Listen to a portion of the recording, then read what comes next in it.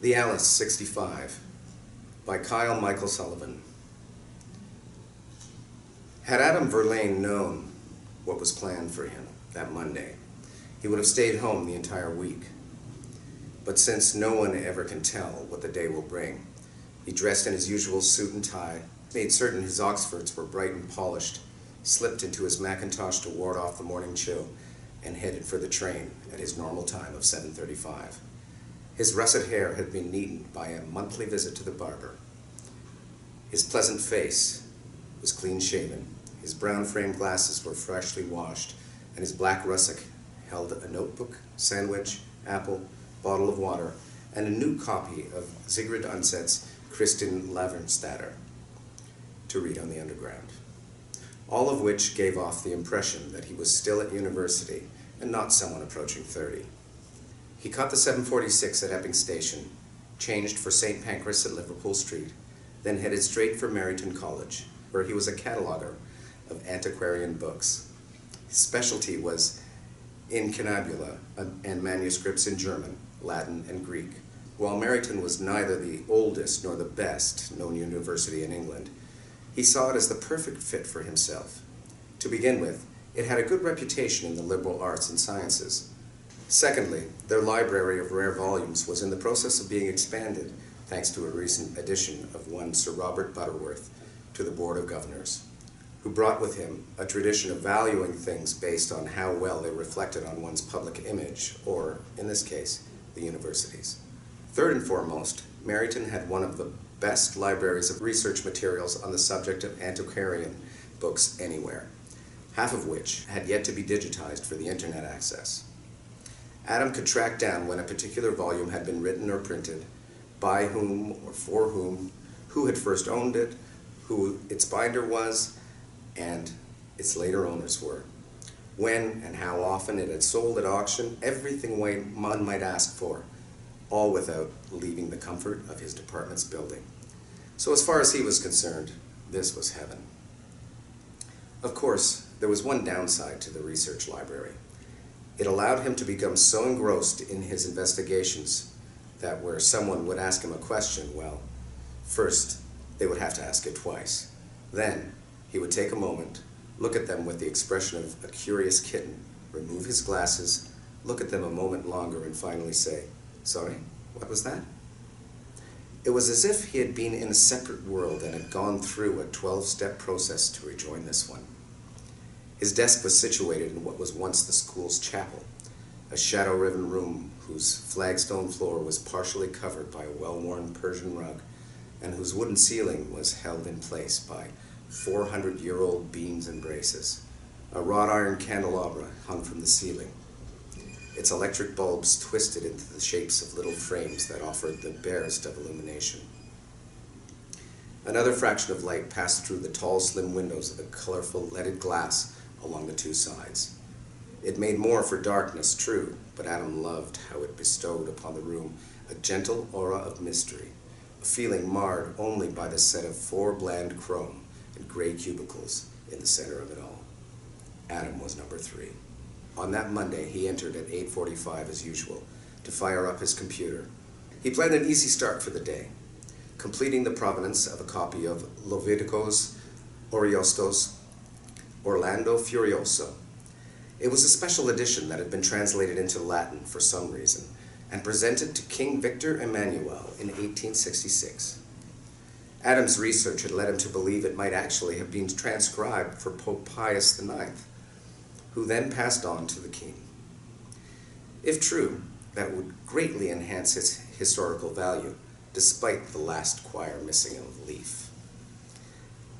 Adam had worked on nothing else for 3 days, spending more time in the basement where the research materials were located than at his desk. When Vincent, the department head, a man with the age and appearance of a Victorian ghost, had learned of this, he had stormed up to Adam, his face almost filled with color. "We've a dozen books to catalog, with more on the way," the old man snapped in his harshest headmaster tone. "Yet you're still working on this one inconsequential volume." Adam had huffed. Granted, the book's red Morocco binding was rather ostentatious in its use of gilt and design, but the possibility of a pope having presented it to a king at a time of major political upheaval was more than worth the effort. So he had responded with a simple, "Sir, I have never believed any book to be inconsequential," causing Vincent to jolt, ramrod straight, and snarl at him. "Nor is this one more consequential than any other waiting to be catalogued. Be done with it." Then he had stormed off. That was on Friday last. Adam had already decided he'd dug as deep as he could into the book's history, finding nothing but hints and suggestions about its transfer from Pope to King. So if Vincent thought he was ending his research due to his order, it was of no consequence. Still, he felt he was letting Aristo down. He picked her up and sighed, "You'd be just the right item for a pope to give a king before a war. So don't think I'm giving up on you. I'll unlock the last of your mysteries eventually." He set the book on his desk and saw the computer was still thinking about waking up, so swiveled around in his chair to look around as he rubbed a scrape on his chin, evidence of a rough rugby match with his mates on Saturday. The opposing team had been most emphatic about winning. Adam was happy to say they almost had not. He stopped turning when he noticed a nearby beam of colorful sunlight illuminating some sparkling dust dancing on the edge of a shadow. This was such a gentle, elegant room, so full of history and wonder. It should have tables and cases of books and manuscripts to boast of, not these hideous blocks of walls in its center. Removing them and putting in a simple row of desks would provide it much more respect. He was about to make note for Vincent to suggest as much when Elizabeth, the lovely young woman in cubicle 4, swirled in. She removed her coat and slung it over the top of her half wall. Every movement brisk, controlled and beautiful in a slim, blonde, London sort of way. Came off her high heels, which brought her down to Adam's height, and on went a pair of slippers, as she said, "Bloody Eurostar never runs on time when you need it. Were you in Paris?" She held up a Chanel bag. "Weekend. Has Vincent been in yet?" Then she pulled her hair into a ponytail. Adam took a deep breath, catching the hint of the garden from her perfume, and shook his head. "You're safe. It's just gone 9. Thanks." Then she vanished behind her wall.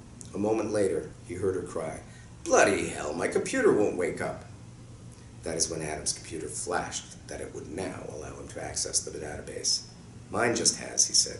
"Took its time." "But you shut yours down. I let mine sleep."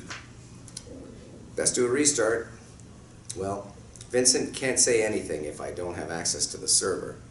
Then she headed for the kitchenette. Adam smiled, shook his head, and turned to his computer to finish with the Ariosto. After that, he dove into a copy of Erasmus's Morias Encomium, which had been sitting on the incoming shelf for several days. He broke for tea at 10:55, had his lunch at 1, and completed the provenance by 3. Just as his mobile phone chirped, a 30-minute warning of a meeting Vincent had scheduled with him. He stood and stretched, still a bit sore from Saturday's scrums, then neatened his tie and carried the Erasmus to a short side hall while singing to her in Greek, "I see a book, who's going to be took, for Jeremy to photograph and put with all the rest. She's a lovely little book, we'll soon find her nook, and she will be considered to be one of our best." He sung the same song to the Aristo in Latin. It helped make the book feel welcome in her new home. He took the Erasmus into a room they called the Dark Chamber, a smaller square with thick shelves on the walls and 2 freestanding units in its center. Its bare illumination came from sconces fixed high above and a single oval window of colorful glass up near the ceiling.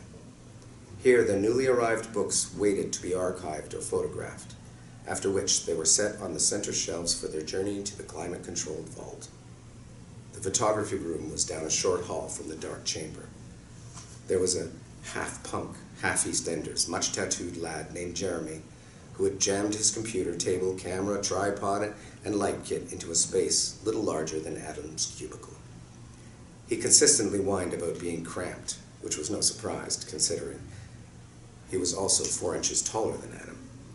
and more than once he suggested swapping with the dark chamber, but Vincent always refused, making Adam very happy.